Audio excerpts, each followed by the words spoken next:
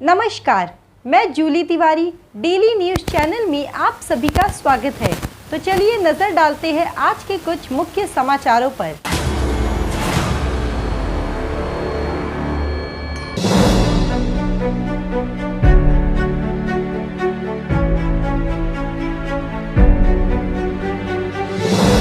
कुलगांव बदलापुर नगर परिषद चुनाव, पैसे पकड़ने और विवाद के बीच मतदान शांतिपूर्ण जारी।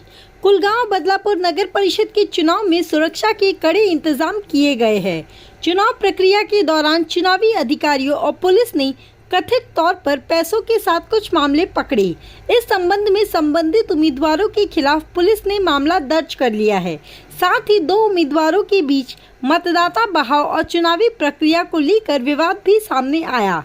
इस मामले में तकरार दर्ज करने की प्रक्रिया शुरू कर दी गई है। चुनाव के शांतिपूर्ण संचालन को सुनिश्चित करने के लिए बदलापुर में 2 डीसीपी, 4 एसीपी और लगभग 600 पुलिसकर्मी तैनात है।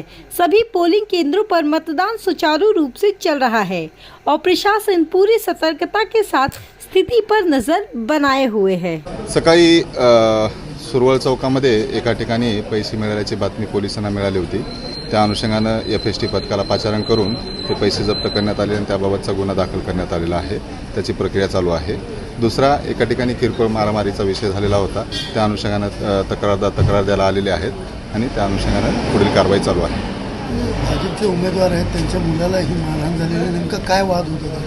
काय नाही, ते 2 उमेदवारांच्या याच्यामध्ये वाद झालेला होता। त्या अनुषंगानं तक्रार दाखल करणं चालू आहे। सर, कायदा सुव्यवस्था बाधित राखण्यासाठी काय पोलिसांनी यंत्रणा राबवते आपली?